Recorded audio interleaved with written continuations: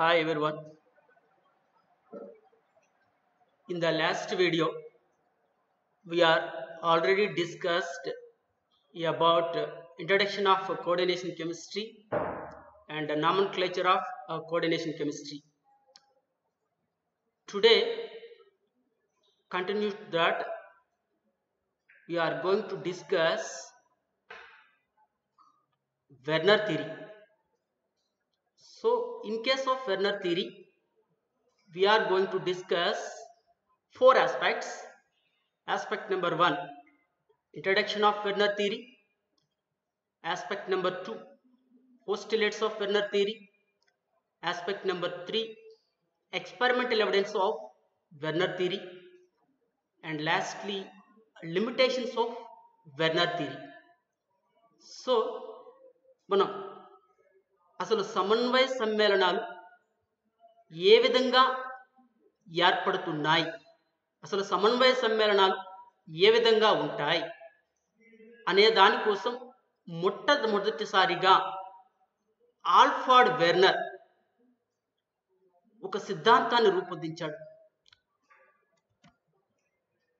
సమన్వయ సమ్మేళనాలు ఏ విధంగా ఏర్పడతాయి, వాటి యొక్క స్వభావం ఎలా ఉంటుంది, వాటి యొక్క నిర్మాణం ఎలా ఉంటుంది, వీటన్నింటిని వివరించడానికి ఒక సిద్ధాంతాన్ని రూపొందించాడు.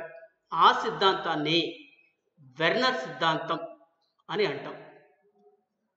So he can explain how the coordination compound will form and what about the characteristics of the coordination compound and what about the structural arrangement of the coordination compound. All these aspects can be explained in a single theory which is popular as Werner theory. So దీనికి గాను ఈయనకు Nobel prize కూడా ఇచ్చున్నారు. So this is the aspect number 1. So the main aim of Werner theory is how the coordination compound will form and what about the structural arrangement of a coordination compound. And go to the aspect number 2, postulates of Werner theory. అసలు ఈ సిద్ధాంతంలోని ప్రధాన అంశాలు, ఏ అంశాలను ప్రధానంగా చేసుకొని Werner తన సిద్ధాంతాన్ని రూపొందించాడు అనే దానికోసం చర్చిస్తున్నాం. సో అందులో point number 1, according to Werner's theory, every metal atom must possesses 2 types of valencies. So ఆయన సిద్ధాంతం ప్రకారం ప్రతి కేంద్రలోహ పరమాణువు 2 రకాలైన సంయోజకతలను ప్రదర్శిస్తోంది. అవి ఏమి అంటే, ఒకటి ప్రధాన లేదా ప్రథమ సంయోజకత, 2 ద్వితీయ సంయోజకత. One is primary valency or principal valency and the second one is secondary valency. So then we have to know what about the principal valency and what about the secondary valency. అసలు ప్రధాన సంయోజకత, ద్వితీయ సంయోజకత అంటే ఈ terminology మనకి ఎలా అర్థమవుతుంది అంటే, ప్రథమ సంయోజకత అనేది ఎల్లప్పుడూ కూడా అయనీకరణం చెందేదిగా ఉంటుంది. Always primary valence is ionisable and whereas secondary valence is non ionisable. So these terms are somewhat confusing to you. అసలు ఇవి అర్థం కావు. ఇప్పుడు మనం ఆధునిక పరిభాషలో, మనం వాడుకునే భాషలో అసలు ప్రథమ సంయోజకత అంటే ఏమి, ద్వితీయ సంయోజకత అంటే ఏమో చూద్దాం. So in the modern terminology, primary valency is oxidation state of the central metal atom. ప్రథమ సంయోజకత లేదా ప్రధాన సంయోజకత అంటే అర్థం ఏమంటే, సంశ్లిష్ట సమ్మేళనంలో ఉన్న కేంద్రలోహ పరమాణువు యొక్క ఆక్సీకరణ సంఖ్యను చెప్పేదే. మరియు ద్వితీయ సంయోజకత అంటే సమన్వయ సంఖ్యను సూచిస్తుంది. So secondary valency always represents the coordination number. So primary valency indicates oxidation state of the central atom, whereas secondary valency indicates coordination number. So coordination number అంటే మనందరికీ తెలిసిందే, కేంద్రలోహ పరమాణువుకి బంధించుకొని ఉన్న లిగాండ్ల యొక్క సంఖ్య, the number of ligands directly connected to the central atom. So this is the point number 1. Go to the point number 2. ప్రతి కేంద్రలోహ పరమాణువుకు ఖచ్చితమైన ద్వితీయ సంయోజకతలు ఉంటాయి. So every metal must have a particular secondary valency. అంటే ప్రతి కేంద్ర పరమాణువుకి ఒక నిర్దిష్టమైన లిగాండ్లు బంధించుకొని ఉంటాయి. Point number 3. ప్రథమ సంయోజకత అనేది రుణ అయాన్ల వలన మాత్రమే సంతృప్తం చెందును. Means that can be given by the primary valency can be satisfied by the negative ligands, anionic ligands only, whereas secondary valencies are satisfied by both anionic ligands and neutral ligands. ద్వితీయ సంయోజకతలు అనేవి రుణ మరియు తటస్థ అయాన్ల వలన అంటే లిగాండ్ల వలన సంతృప్తం చెందును. Of course, in some cases that can also be satisfied by the positive ligands also. కొన్ని సందర్భాలలో ధన లిగాండ్ల వలన కూడా సంతృప్తం చెందును. అయితే కొన్ని సందర్భాలలో ఒకే రుణ లిగాండ్ ప్రథమ మరియు ద్వితీయ సంయోజకతలను సంతృప్తపరుస్తుంది. In some cases the same anionic ligand satisfies both primary valency and secondary valency. And go to the point number 4. కేంద్రలోహ పరమాణువు చుట్టూ నిర్దిష్టమైన దిశలలో అమరి ఉన్నటువంటి ద్వితీయ సంయోజకతల వలన, కేంద్రలోహ పరమాణువు చుట్టూ నిర్దిష్టమైన దిశలలో ద్వితీయ సంయోజకతలు అమరి ఉండటం వలన ఆ సమ్మేళనానికి, ఆ సంశ్లిష్ట సమ్మేళనానికి ఆకృతి చేకూరుతోంది. So it's very clear, basing on the directional arrangement of secondary valencies around the central atom gives the structure, gives the geometry to that particular complex. So అంటే ఇక్కడ ఒక కేంద్రలోహ పరమాణువు చుట్టూ అమరి ఉన్నటువంటి ద్వితీయ సంయోజకతలు అంటే ఏమి? ద్వితీయ సంయోజకత అంటే సమన్వయ సంఖ్య, సమన్వయ సంఖ్య అంటే లిగాండ్లు. సో కేంద్రలోహ పరమాణువు చుట్టూ అమరి ఉన్నటువంటి లిగాండ్ల అమరిక ఆధారంగా ఆ సంశ్లిష్టానికి ఆకృతి చేకూరుతోంది అనేది వెర్నర్ యొక్క భావన. అండ్ పోస్టులేట్ 5 ఈజ్ ప్రథమ సంయోజకతను చుక్కల గీతతో సూచిస్తాం, ద్వితీయ సంయోజకతను డార్క్ లైన్ అంటే మామూలు గీతతో చూస్తాం. So primary valency is denoted by the dotted lines, whereas secondary valency is represented by a solid line. So these are the 5 postulates of Werner theory. So now let us explain with an example. So this is an experimental evidence to the Werner theory. మనం పైన చెప్పినటువంటి 5 postulates ని కూడా మనం ఇప్పుడు ప్రాయోగిక పూర్వకంగా వివరిస్తున్నాం. So experimentally he can done this. So he can select chloroamine cobalt complex. So chloroamine cobalt అనే సంశ్లిష్టాన్ని తీసుకొని పైన చెప్పినటువంటి ముఖ్యాంశాలన్నింటికి, ప్రధానాంశాలన్నింటినీ వివరించాడు. So this is the aspect number 3, experimental evidence. So let us select complex number 1, CONH3 6 times Cl3, hexaamine cobalt 3 chloride. Example number 1. So now let us see. In this complex, primary valency is +3. ఈ సంశ్లిష్టంలో ప్రధాన సంయోజకతను 3గా చెప్పొచ్చు. ఎందుకు అంటే ప్రథమ సంయోజకత అంటే ఏమని చెప్పాము? ప్రథమ సంయోజకత అంటే ఆక్సీకరణ సంఖ్య. ఆక్సీకరణ సంఖ్య దేని యొక్క ఆక్సీకరణ సంఖ్య? కేంద్రలోహ పరమాణువు యొక్క ఆక్సీకరణ సంఖ్య. కనుక ఇక్కడ మనం లెక్క పెట్టడం చూస్తే కనుక కోబాల్ట్ ని కనుక్కోవాలి కనుక X అనుకోండి. NH3 అనేది తటస్థ లిగాండ్ కనుక ఎటువంటి ఆవేశం ఉండదు, 0.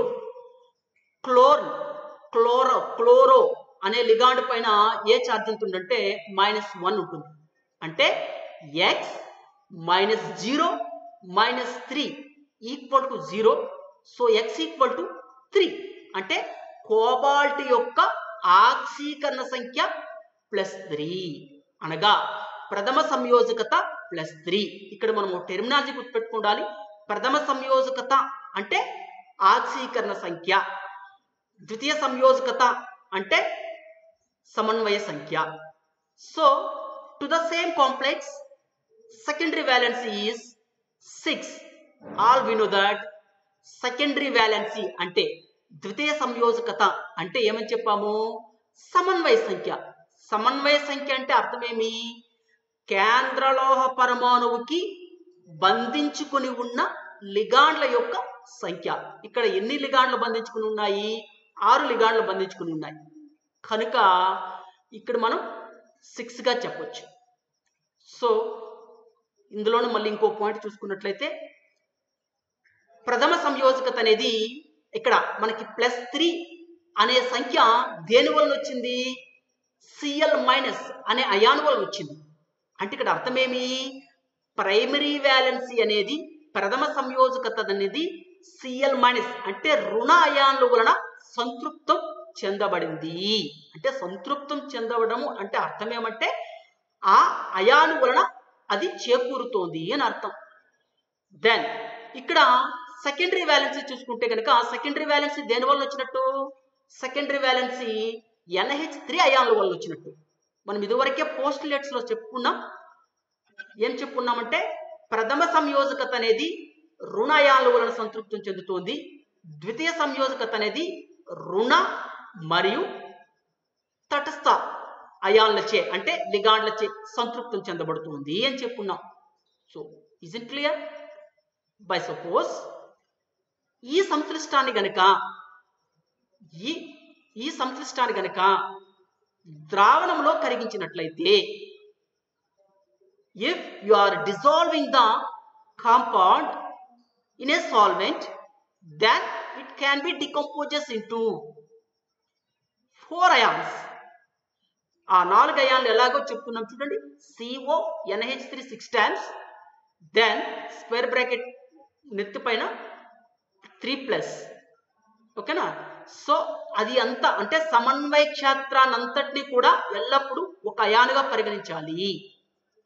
సమన్వయ క్షేత్రానికి బయట ఎన్నైతే ఉన్నాయో వాటన్నిటిని కూడా అన్ని అయాన్లుగా బయటకు వచ్చాయి. Cl3 అంటే 3 Cl-. So totally how many ions we will get? So 1 + 3. So that can be represented in the diagram also. So totally we are getting the 4 ions. Coordination sphere అంతా కూడా ఒక అయాన్గా పరిగణించాలి. 3 Cl- ని 3 అయాన్లుగా పరిగణించాలి. So 1 + 3 we will get the 4 ions. And we are also draw the Venn diagram here. So here primary valence in the diagram, clearly observe that. Please in the diagram primary valences are denoted by the dotted lines which are clearly shown in that figure, and secondary valences are denoted by the dark lines. And go to the next equation. By suppose to that complex, if you are adding the silver nitrate, how many chloride ions will get precipitate with silver. Maybe sometimes asking for the competitive examinations. So ఈ సంశ్లిష్టాన్ని గనక silver nitrate ద్రావణంలో కరిగిస్తే ముంచితే దాంతో చెరిస్తే AgNO3తో చర్యను అందిస్తే ఎన్ని chloride అయాన్లు అవక్షేపం చెందుతాయి అంటే గనక ఇక్కడ క్లియర్ గా అబ్జర్వ్ చేస్తే గనక సమన్వయ క్షేత్రం బయట ఎన్నైతే క్లోరిన్ అయాన్లు ఉన్నాయో అవి మాత్రమే సిల్వర్ నైట్రేట్ తో చర్యనుంది AgCl అవక్షేపాన్ని ఏర్పరుస్తున్నాయి. So totally how many chloride ions will precipitated? 3. So how many ions we will get? 4. So this is about the Werner's explanation about the chloroamine cobalt complex, and we are doing the same thing to remaining complexes also. Complex number 2, CONH3 5 times Cl Cl2, CONH3 4 times Cl2 Cl, and the corresponding Werner diagrams are represented here. These are the Werner diagrams of the corresponding complexes. Roman number 1, Roman number 2, Roman number 3, Roman number 4. So let us see Roman number 2 diagram observe చేసినట్లయితే కనుక ఒక chlorine కి blue colour అంటే solid line, red colour dotted line రెండు ఒక చోట వచ్చాయి. అంటే అర్థం ఏమంటే ఆ క్లోరిన్ ఆటం అనేది ప్రథమ సంయోజకతని ఇస్తుంది, ద్వితీయ సంయోజకతని ఇస్తుంది. అంటే the same anionic ligand satisfies both primary valency and secondary valency. అంటే మనం ఇదివరకే పోస్ట్లేట్స్ లో చెప్పున్నా కొన్ని సందర్భాలలో ఒక రుణ లిగాండ్లు ప్రథమ మరియు ద్వితీయ సంయోజకతలని ప్రదర్శిస్తున్నాయి, సంతృప్తపరుస్తున్నాయి అని చెప్పుకున్నాం. రోమన్ నెంబర్ 2లోనే అదిగా జరుగుతుంది, రోమన్ నెంబర్ 3లోనే అదే జరుగుతుంది. ఇక్కడ చూస్తే రోమన్ నెంబర్ 3లో రెండు క్లోరిన్ ఆటంలు డాటెడ్ లైన్, సాలిడ్ లైన్ రెండు కూడా అడ్జసెంట్ గా ఉన్నాయి. అంటే 2 chlorine atoms can be act as satisfies both primary valency and secondary valency. In case of the fourth complex, all the chlorine centers, all the 3 chlorine centers can have dualation. So in this way Werner explains his postulates. This is the experimental evidence of Werner theory, and the last aspect is limitations of Werner theory. So he was not successful to explain all the characteristics, all the properties of coordination compounds. అన్నింటినీ కూడా వివరించడంలో ఈయనేమి కృషి సాధించలేదు. ఈ సిద్ధాంతం అనేది success కాలేదు. So it is failed to explain why all the elements don't form coordination compounds. అన్ని మూలకాలు సమన్వయ సమ్మేళనాన్ని ఎందుకు ఏర్పరచడం లేదు? There is no answer, and he was failed to explain directional properties of bonds in coordination compounds. అంటే ఆ directions ని base చేసుకొని, ఆ దిశలో బేస్ ఆధారంగా చేసుకొని నువ్వు ఆ ఆకృతిని ఎలా చెప్పగలుగుతున్నావు, ఆ డైరెక్షనల్ ఆ దిశల యొక్క ధర్మాలని వివరించలేదు. He does not explain what about the color nature, what about the magnetic character, magnetic properties, and what about the optical properties of the coordination compounds. అసలు సంశ్లిష్ట సమ్మేళనాలు రంగు ధర్మాలని ప్రదర్శిస్తున్నాయా లేవా, అయస్కాంత ధర్మాలు ఏ విధంగా ఉంటున్నాయి అనేవి మనకి వెర్నర్ సిద్ధాంతంలో వివరించబడలేదు. సో